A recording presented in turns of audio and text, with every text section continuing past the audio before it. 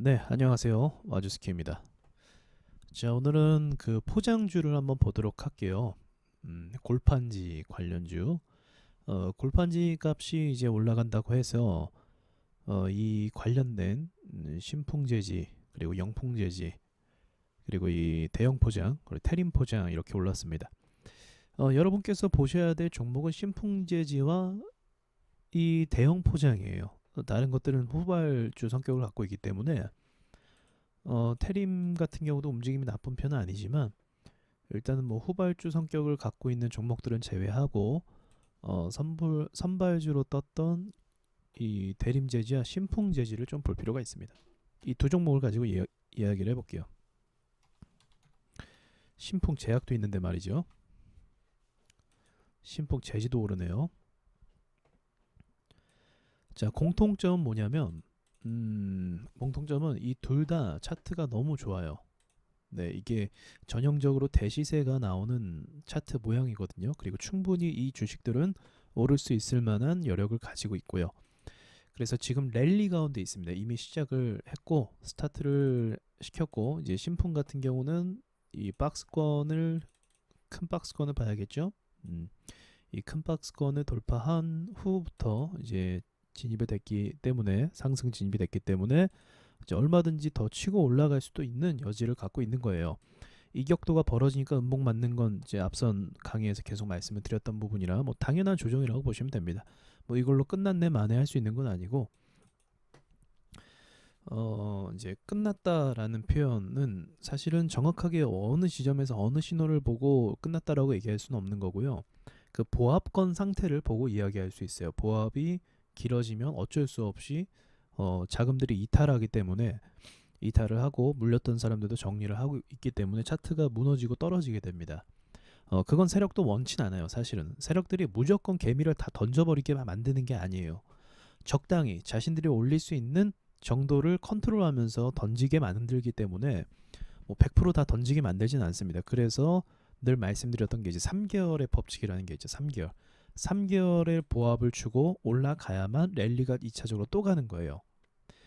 그러니까 이제 신풍재지는 그 상승 기류 가운데 있기 때문에 뭐 여기서 끝났다 말았다 그걸 이야기할 수 있는 단계는 아니고 이제 어디까지 조정이 될 것인가 그 부분이 문제인 것이고 세력들이 어느 정도까지 개미를 털 것인가 그 부분의 문제인 거예요. 그러니까 그런 건 사실은 아무도 알 수 있는 것이 아니고 오직 세력만 알 수가 있는 것이죠. 장세가 안정적이면 웬만해서는 10선을 깨지가 않습니다. 그러니까 이제 내려올 때 10선까지의 조정폭은 더 볼 수 있다는 거죠. 이게 시간이 지나면 이제 뭉쳐지면서 차트랑 만나니까 지금부터 빠지면은 한 7, 8% 정도를 더 볼 수 있을 것 같기도 하네요. 7, 8% 정도의 조정폭까지는 충분히 상승 랠리 가운데서 가능하다. 이 정도 볼 수 있을 것 같아요. 그럼 이 정도 빠질 때 아마 11선과 만날 겁니다. 그러면 한 보름 정도 안으로, 일주일 정도 안으로는 이런 차트가 만들어질 것 같아요. 그리고 나서 랠리가 가면은 이제 지금부터 크게 갈 수 있는 가능성이 열려요. 빠른 속도로. 지금 어쨌든 테마를 받았거든요. 얘 포함해서 이제 대형 아까 전에 봤던 대형 포장 역시 같이 템포를 맞추고 있어요. 대형 포장도 이게 저는 얘가 대장이어도 전혀 이상하지 않다라고 볼 정도로 이 친구도 수급이 굉장히 좋은 친구예요. 이제 뭐 단타를 하셨던 분들은 아시겠지만 이 종목 안에서 굉장히 많은 돈들이 오고 갔다라는 것을 볼 수가 있을 겁니다. 이렇게 돈들이 오고 갈 수 있게 만드는 건 이제 규모가 있는 돈들의 규모가 있는 세력이라고 볼 수밖에 없고요. 그 규모가 있는 세력이 한번 진입해서 들어왔으니까 이제 더 큰 폭으로도 수익을 볼 수 있지 않을까, 더 큰 폭으로 위를 볼 수 있지 않을까 생각을 하는 차트 중에 하나입니다. 이 두 개가 지금 겹치죠. 상승 랠리가 겹치고 조정 단계도 겹치고 있어요. 이제 다행히 오늘 대형 포장 같은 경우는 양봉으로 마감을 했고 신풍재지는 아직은 조정 중에 있고 지금 이 상황인데 이제 제 계획은 그래요. 제 계획으로는 신풍재지가 이제 아까 말했던 위치 정도로 밀리면 아마도 대형 포장 역시도 조정폭을 좀 받을 거예요. 같은 테마이기 때문에. 그럼 둘 다 반등을 주기에 좋은 자리로 같이 묶이게 됩니다. 그럼 같은 테마고 같은 세력이거든요. 이걸 여러분이 기억하셔야 돼요. 자, 이게 각자 따로 노는 주식으로 보이잖아요. 따로 주식? 아닙니다. 이거 같은 세력이에요. 같은 세력. 세력들이 이 한 가지의 주식만 몰아서 돈을 넣어버리면, 한 가지의 주식만 돈을 넣어버리면은 이게 한 종목만 오르니까 티가 나요. 그래서 어느 정도 장단을 맞춰서 같이 움직여주고, 그리고 같은 테마권에 있는 종목이기 때문에 다른 사람들도 같이 들어오게 되는 효과가 있어요. 근데 보통은 같은 세력이고 같은 움직임으로 가게 됩니다. 그 선발주를 발견하시는 게 가장 중요해요. 이제 그런 패턴으로 움직이기 때문에 뭐랄까요? 같은 세력이다. 그러면 이 돈을 컨트롤할 수 있는 세력의 힘이 굉장히 크다라는 거겠죠. 그러면 이제 다음 이제 재료를 볼 필요가 있어요. 재료가 골판지란 말이죠. 사실 이게 좀 사실 좋은 재료는 아니에요. 골판지라는 게 값이 상승한다라고 하면은 기본적으로 재료라는 거는 이 회사의 매출이 계속적으로 상승할 것이라는 그 전제가 있을 때 주가가 크게 올라가요. 계속 매출이 늘어날 거다라는 이 어떤 약속, 그러한 보증, 그런 게 있을 때 주가가 더 오를 만한 어떤 여지를 준단 말입니다. 근데 거기에 납득이 안 되는 재료를 가지고 주가를 올리면 금감원에서 조사가 들어와요. 일반적이지 않으니까 조사가 들어오기 때문에 한계라는 게 분명히 있어요. 이 재료를 가지고는. 그래서 제가 봤을 때 재료는 그렇게 좋은 재료가 아니에요. 예전에 얼마 전에 그 국유재지 재료가 뭐였죠? 갑자기 기억이 안 나네요.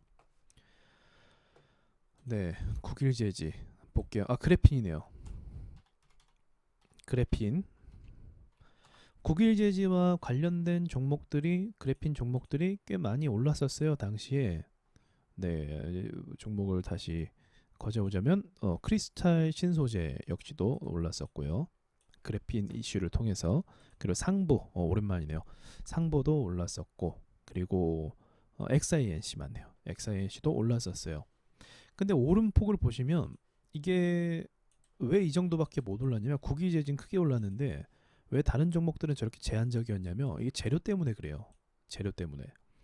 그래핀이라는 이제 신소재 시장이 물론 이제 그 시장의 가능성에 대해서 크게 볼 수 있겠지만, 사람들이 생소한 재료인 만큼 그에 대한 이제 그 불투명함이 있어요. 분명히. 예를 들어서 반대로 우리가 딱 떠오르는 건 대선 테마다. 그럼 대선 테마라는 건 그냥 그 막 오르죠. 어떤 약속 그런 게 없어요. 그냥 막 올라요. 그 분위기 타갖고 계속 오르는 겁니다. 그런 부분이 있고, 임상실험, 삼상실험, 뭐 항암제 치료제 나왔다. 그러면 항암 치료제 같은 경우는 그 매출이 기대하는 수치가 굉장히 높기 때문에 주가가 계속 오르는 효과가 발생을 해요. 그런 것처럼 어떤 재료에 대한 거, 뭐 저기 큰 회사랑 어떤 계약을 맺었다. 저기 어떤 큰 나라랑 큰 그 국가적인 사업을 맡았다. 이런 재료일 경우에는 이제 그 회사의 기술력도 인정을 받고, 그리고 그 회사가 이제 그 흑자 전환으로 됐을 경우에 적자 상황에서, 그런 상황에서 재료는 굉장히 의미가 있죠. 아, 이 회사가 이제 다시 좋아지려고 하는구나. 그래서 원래의 가격을 회복하려고 하는구나.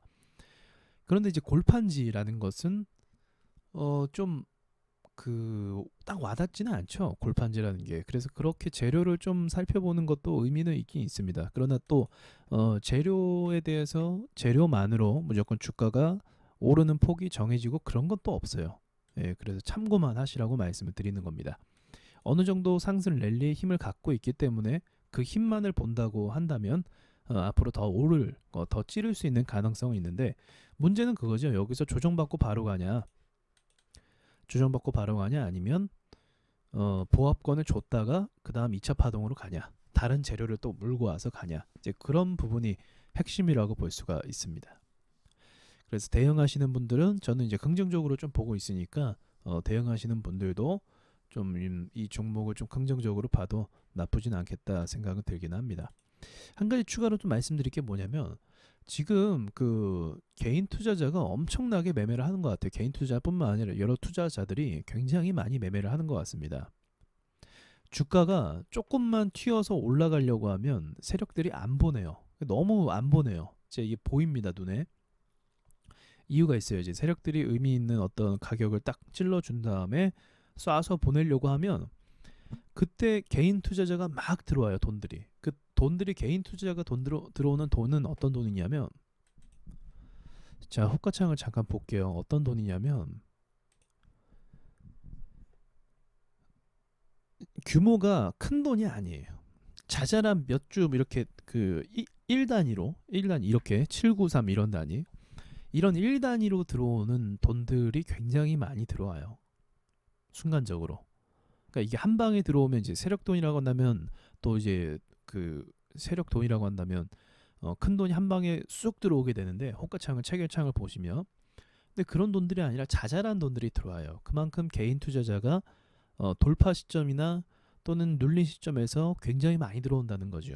그럼 세력들이 어쩔 수 없어요. 만약 이게 반복이 되면 세력들은 누를 수밖에 없습니다. 그래서 얘도 그래서 누르는 걸 수도 있어요. 그런 관점으로 깊게 누를 수도 있어요. 만약에 여기서 개미가 안 나간다, 11선까지 태웠는데, 그럼 한 번 더 밀 수 있습니다. 깊게. 견디기가 힘들어지겠죠. 그럼 위에서 잡은 사람들은. 그래서 그러한 변수가 저는 조금 걱정이 되긴 해요. 지금 시점에서. 너무 쉽게 보내주지를 않아요.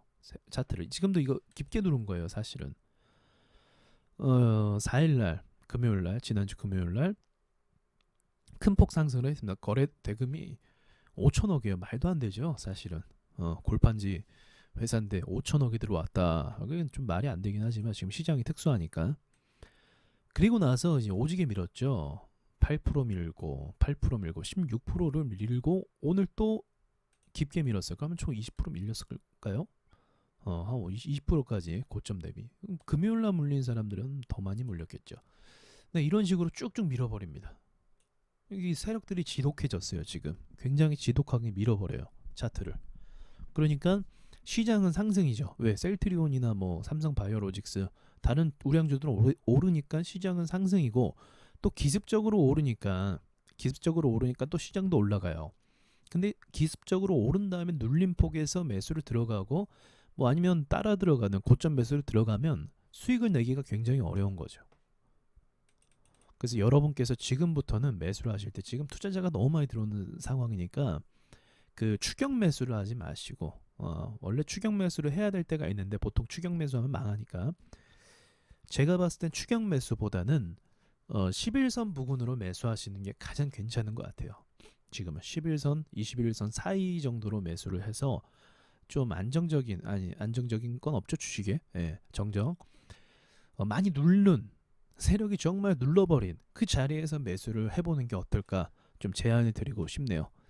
네, 좋은 밤 되시고 내일도 시장 잘 대응하시기 바라고 이상 마치겠습니다.